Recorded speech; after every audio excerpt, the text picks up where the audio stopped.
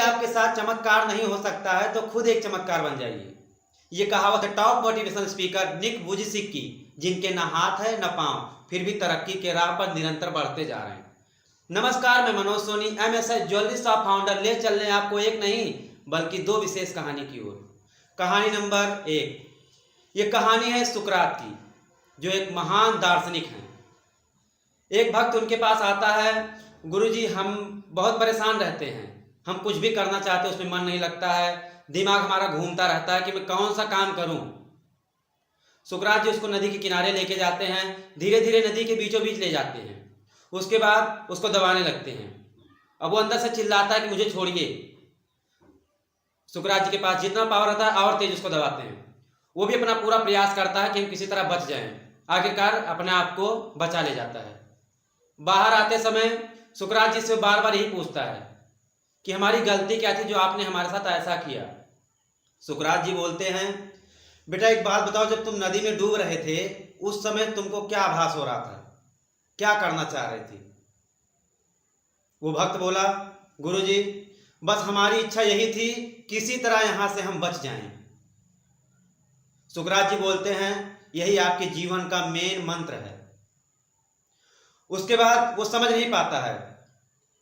सुकरात जी उसको समझाते हैं कि जब कोई भी इंसान अपने जीवन को दांव पर लगा देता है तब कुछ भी कर सकता है। जब तक तुम इधर उधर भटकते रहोगे कुछ भी नहीं कर पाओगे। एक जगह फोकस करोगे कुछ भी कर सकते हो। कहानी नंबर 2, ये कहानी है महात्मा गांधी जी का। महात्मा गांधी जी बैठे रहते हैं। एक माँ अपने छोटे से बच्चे को लेके आती है, बोलती है, बापू मेरा बच्चा गुड़ बहुत ज़्यादा खाता है, आप इसको समझाइए शायद ये गुड़ खाना छोड़ दे। गांधी जी बोलते हैं, ठीक है माँ जी, मैं एक हफ्ते बाद इसको बताऊंगा। माँ सोचने में पड़ जाती है। उसके बाद कहती है ठीक है। माँ चली जाती है।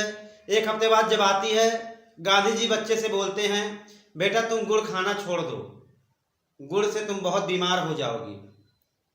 अगर इच्छा है थोड़ा सा खा लेना और ज़्यादा कोशिश करना कि ना ही खाना। माँ बोलती है कि गांधी जी जब आपको यही बोलना था तो एक हफ्ता पहले भी क्यों नहीं बोले।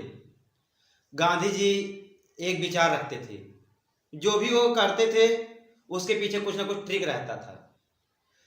लोग सिर्फ कहावत सुनते हैं, वो अपने जीवन में धारण करते थे। वो ये पढ़े थे, पर उपदेश कुशल बहुतेरे, जे आचरण ते नर ना घनेरे।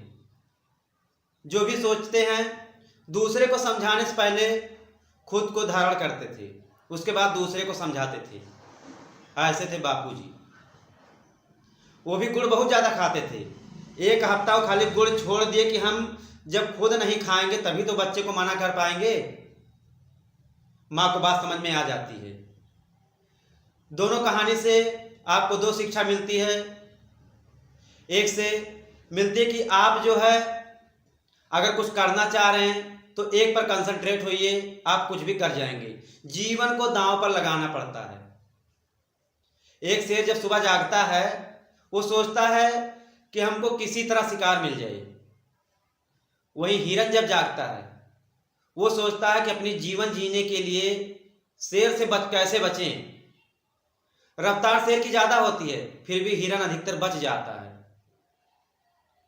दूसरी कहानी से हमको सीख क्या मिलती है कि अगर हम किसी को भी कुछ भी समझा रहे हैं पहले खुद पर धारण करें, खुद को उस लायक बनाएं, फिर दूसरे को सिखाएं।